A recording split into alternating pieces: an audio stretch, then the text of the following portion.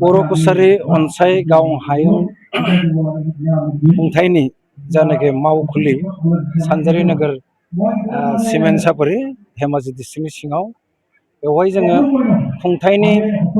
नाजानाय दैदेननायाव फुंनिफ्रायनो जोङो जा हाबाफारि भारतनि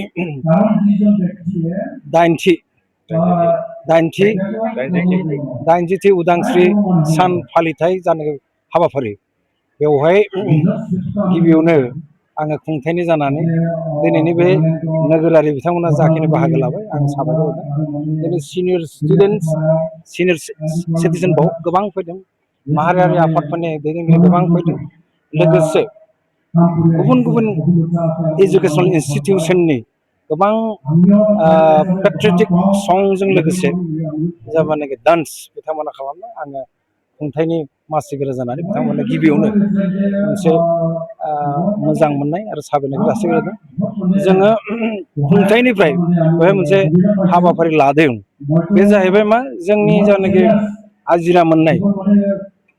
माने स्टिम माने रिटायार्ड बड' टिचार्सफोरखौ जोङो मान बावदों। दिनै सा 23 बिथांमोना जों मान बावनो हादों। जोंनि थांखिया जाहैबाय उपेन्द्रनाथ ब्रह्म सोलोंथाइ बिथांखिनि बेयो मोनसे पार्ट बा हाबाफारि, बेजों जोंनि आजिरा मोनलांनाय जायनाखि फोरोंगिरि बेजों लोगोसे गुबुन गुबुन फिल्डआव गुबुन गुबुन हाबाफारियाव जायफ्रा मुंदांखा जानो हादों, नाम मोनदों, गोबां बिमुंनि बिथांमोना बान्था मोननो हादों, बिथांमोनखौ थांनाय हाबाफारिफोराव जेरै 26 जायनाखि रिपाब्लिक डे बेफोराव जों खालामबोदों। थांनाय बोसोरफोरनि जायनाखि 15 आगस्टआव जों होबोदों। बेबायदिनो देग्लायबो जों गोबां बे 23 फोरोंगिरि बिथांमोननो जों होनो हादों। बेजों लोगोसे मख'थारनांगोन जोङो बर' बिजोंनि खामानि मावनो थांनायाव, बर' बिजोंनि जेंनाखौ नायनो थांनायाव गोबां जेंनाखौ जोङो नुदों, मोनसे मेगनजों नुदों। बेवहाय जोङो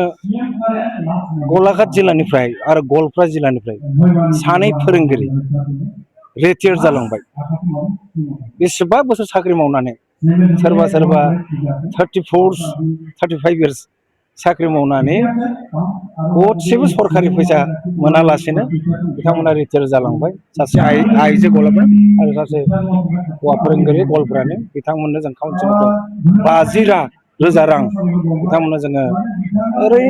मोनसे गुरु दक्षिना बा काउन्सिलनिफ्राय मोनसे रां अनसुंथाइ बिथांमोननो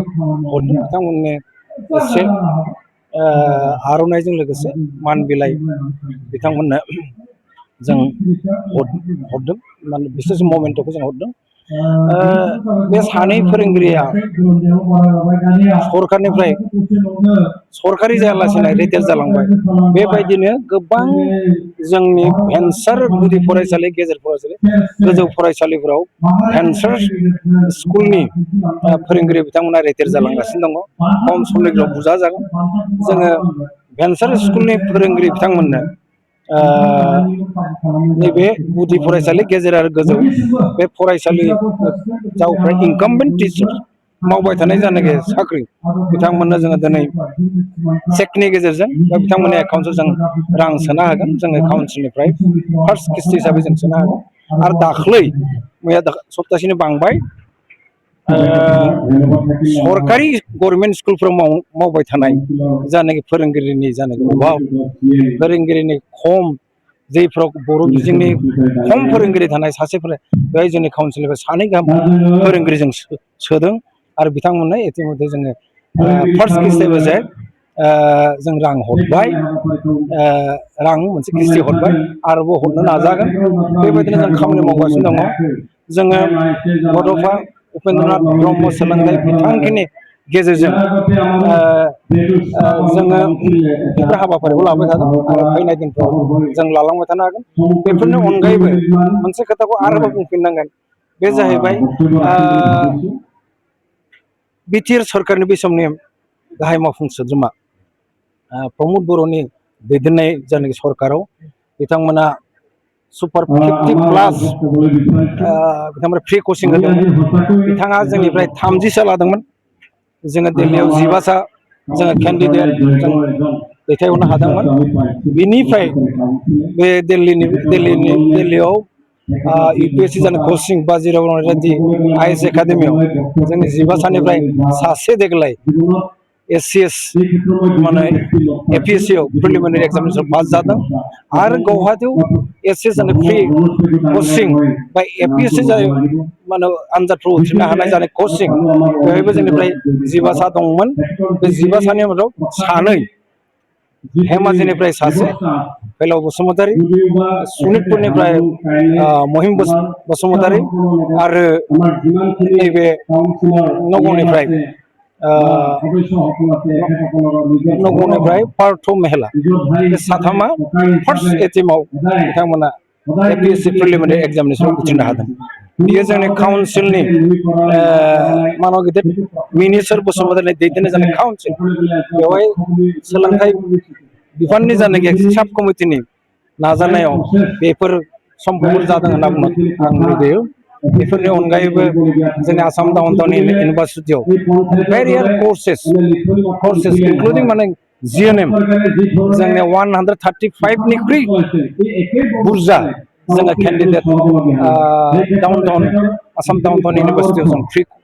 माने डिप्ल'मा कर्स बिथांमोनखौ लाहोनानै इन्टिग्रेटेड कर्सबो बिथांमोना लानो हागोन जोंनि जानाखि फरायसालिनि जानाय पारफरमेन्स कलकातायाव बिथांमोना इन्टार्नशिप खालामगासिनो दङ गुजरातआव खालामगासिनो दङ गवायाव खालामगासिनो दङ जोंनिया कर्सआ जोबैनो आगोलनो बिथांमोना रोंनायखाय गोरोंखाय बिथांमोनखौ मोजां मोननानै इउनिभारसिटि अथ'रिटिया बिथांमोनखौ फाथायगासिनो दं बेफोरनि अनगायै जोंनि जि नार्सआव फरायबाय थानाय बिथांमोना इतिमध्य माने गुवाहाटीनि बाहेराव गोबां माने मेडिकेल इनस्टिटिउसनाव मेडिकेल हस्पिटालफोराव GNMआव जायफ्रा स्टुडेन्ट बिथांमोना बाहागो मोनबाय इन्टार्नशिप खाथिबाय थाबाय बिथांमोना बेफोरखौ नायनानै बर' कछारी वेलफेयार अट'नमास काउन्सिलनि जायनाखि एजुकेसन साब कमिटि लोगोसे जोंनि काउन्सिल जयै जों खामानि मावनाय जोङो मोजां मोनसे पजिसनाव दङ होननानै बुंना लानो लुबैयो फैनाय दिनफोराव आरोबाव जों बुरजा खालामनो नाजादों बेफोरनि अनगायैबो जोङो मोनसे खोथाखौ जोङो बुंना लानांगोन दिनै सानजारि नगर बर' कछारी वेलफेयार अट'नमास काउन्सिलनि जानाखि मावख' अफिस बिनि लांगोनायाव जेनेबा 80th independence day of our nation जों बे प्रग्रामाव जोंनि मानव गिदिर प्रिन्सिपाल बिथाङा रिटायार जानो थांगासिनो दङ बिथाङा 30 सेप्तेम्बराव रिटायार जागोन ओंखायनो जों नैबेवहाय प्रग्रामाव बिथांखौ जों मोनसे बिथांनो जों मान बावदों बिथाङा काउन्सिल जोनोम जानायनिफ्रायनो प्रिन्सिपाल सेक्रेटारि जों माने 5 बोसोर खावसेनिख्रुइ बुरजा सम बे जों दङ रिटायार जाजासिम निसय जों थागोन बारा सम गैला जोङो बिथांखौ मान बावदों बेवहाय आरो बिथांनिफ्राय स्पिच खोनासंदों ओंखायनो जोङो बुंना लानो लुगैयो जोंनि काउन्सिलनि मानव गिदिर प्रिन्सिपाल सेक्रेटारिया जाखिनि काउन्सिलनो सम होनांगौ बिथाङा बहुद हलिडेबाबो बिथाङा सम होदों बेहायनो नोंथांमोननि गेजेरजों आरोबाव बर' कछारी वेलफेयार अट'नमास काउन्सिलनि फार्स्ट प्रिन्सिपाल सेक्रेटारि मानव गिदिर अनिल चन्द्र गिरि बिथांनो बे इन्डिपेन्डेन्स डे प्रग्रामजों आंनि बिजाबनिफ्राय आरोबाव मोनसे मोजां मोननाय सिबिनायखौ जासिहरदों गोजोन्थों।